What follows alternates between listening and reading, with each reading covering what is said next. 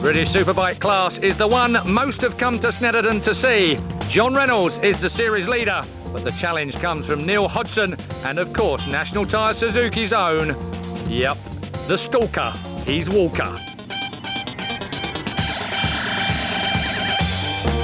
Well, what a race one turned out to be. There's a few noticeable absences on the grid after that very nasty crash, and there's also a few very frustrated faces on the grid today. None less so than Hizzy. There's no substitute for top-end power, and he's not happy with this Yamaha's performance. Steve, you didn't look too happy after the end of that last race. You're not too happy with the bike's performance? I had a couple of problems with, well, speed's the main thing, but tyres, I lost a lot of grip, so sort of mid-race I was really struggling. That's why I went grass tracking. But we've changed the compound, so hopefully I've made the right choice this time.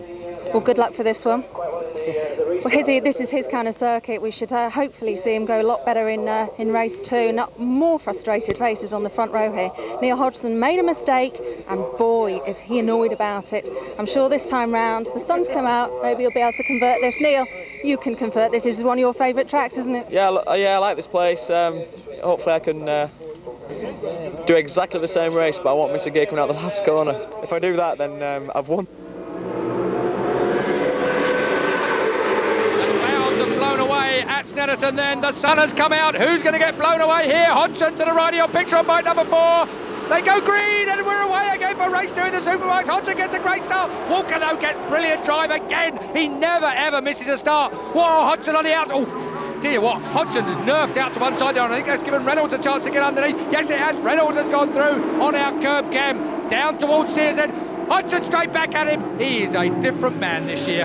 Different man since Donington, Keith. And talking of rare things, Mackenzie, a good start, 4th place. Yeah, rare for 2000. I'll underline that one before he comes around here and gives you a good smack, Julian.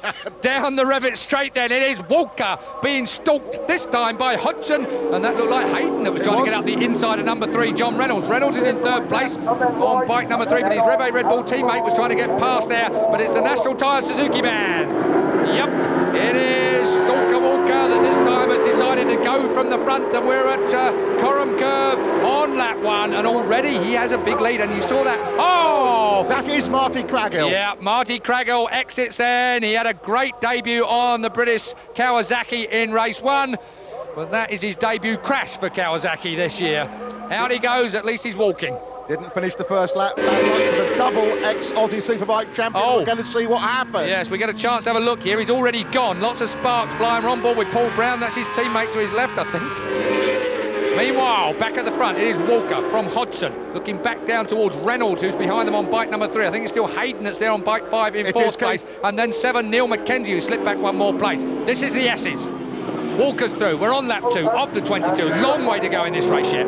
But Walker's made his intentions quite clear. He always gets the whole shot, and this time he's not hanging around to play. I was going to say, were there ever any time that he hasn't got his intentions clearly posted? Very, very good point indeed. Chris Walker, one of those guys. Look at this, though. What wonderful stuff. We're at the chicane, getting a bit leery, Christopher. And again, when doesn't he? Yes, true. I'm stating the obvious yet again. Well, this is where he powered past Hodgson in the first race today to take the win. This time it's going to be up to Hodgson to power past Walker, and I'll tell you what, Reynolds is looking a bit of a menace again as well. They're in 3rd place, maybe faded, or was it discretionary in race 1? Judging by his demeanour on the rostrum, it was his tyres or whatever. Yeah, but he looked happy to me. He did not look happy, but I think that's just a race of finishing 3rd. Yes, and he's not happy, John, is he? He needs time to calm down before you talk him after the race. Yep. Notice John Crawford there in 6th. Fastest lap, 104.7, little way to go yet before it hits the lap record pace that we're on in race 1. Hodgson building up to it. Walker has exploded onto the racetrack today. Well, still basically full tanks of fuel in those motorbikes with lap 3 of 22 gone. Up towards the bomb hole corner, through the right-hander. Scary corner that is, believe me. Yes, it is. It's the only one I decided never to fall off on. I'm going to say you must have done most of Snetterton on your bum at some point in time. Especially at this track. I think everyone spends half their life at club races at Snetterton in their younger years. Indeed, Snetterton and Brands, isn't it? The 2 places you go as a clubby. Couldn't be more different, could they? Stalker is good at all of them. So is I was going to say Neil Mackenzie again, but we know he is. Yeah, and the championship Keith Ewan did win was the 350 Club champion, Fancy, many years ago, I seem to recall. Dear me. We're at Richie's while we get all nostalgic over here. Got a tear in my eye. And I'll tell you what, Leon Larego was even at trackside to watch this racing today. His son, now 18, racing in the Aprilia Cup. So there you go. We Leon get Larego, full nostalgia. The White Tornado. Yeah, I remember watching him at Snet. Dear me. Anyway, back with the real races. In colour, yes. Number 2, Chris Walker still leads from Neil Hodgson in second place, and well, a respectful distance back in second place, and then John Reynolds and James Hayden. And not far back, yes, John Crawford in 6th place, looking good. Yeah. Crawford, of course, with a beaten up left foot. John Reynolds fastest lap, there it is, 105.17 mile an hour. So Reynolds in 3rd place, there he is, number 3 on the Reve Red Bull Ducati, chasing the INS Ducati of Neil Hodgson, and they're all chasing the National Tyres sponsor Suzuki. And Chris Walker will not escaping as quick as he did in the first couple of laps. They're holding the gap, well, but it's still dangerous. I'll tell you what, Walker, I think Walker's doing a brilliant job here, because Hodgson cannot get on into terms with him at the moment. Certainly when Hodgson led in race 1, he had Walker all over him throughout the race, but tactics from Hodgson, he's never panicked this year. He's really sort of matured as a racer. Yeah, he really has. And what is he, 26 years old? Yeah. I mean, and he's been everywhere. 125 Grand Prix, 500 Grand Prix, World Superbike, British Superbike. Incredible career that Neil Hodgson has had, and he's still a very young man. This ups the pace. Just a fraction. Yeah, we had 106 miles an hour in the first race, as we are looking at Mr. Mackenzie. 3 times British Superbike champion. Yeah, getting to terms with this Ducati has been a bit of a longer job. Yes, it has. I think a V-twin being big difference from the 4-cylinder across the frame bike that he's been used to over recent years. The Yamaha, very nice motorcycle to ride. Mackenzie rode it brilliantly. Oh, this is going to be a bit awesome. Chris Walker on board. There's one man I wouldn't want to be a pillion on. It's this bloke. Seconded. Fit, Jules. Thank you very much for that. Just gave you time for the joke there. Up the centre straight. Past the pit boards to your right, over the finish line. That's what Walker hopes he sees for a second time today in front. And Hodgson, unless my eyes deceive me, starting just to eat into the lead that Walker had built up. Yeah, well, Neil Hodgson, I'll tell you what, part of his style is the way that he eases. Yes, oh, there you go. Right on cue. Thanks, Julian. A great observation there.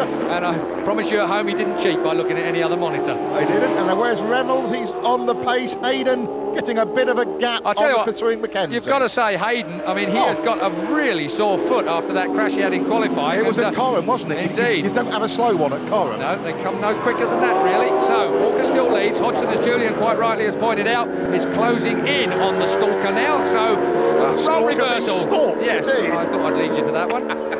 Reynolds, though, could be the stalker par excellence. He hung in there in race 1 in 3rd place, although I have to say, Reynolds looks like he's spinning that rear end up right now, and it's a bit early if we're in lap 6 of the 22. So, really, you've got to say, Reynolds, he might manage to make the podium if his teammate don't have anything to do with it, but he's not looking like a challenger at the minute in this race. He certainly is, and I agree with you completely about Hayden. There he is in 4th place. Mackenzie 5th, Hislop up to 6th now.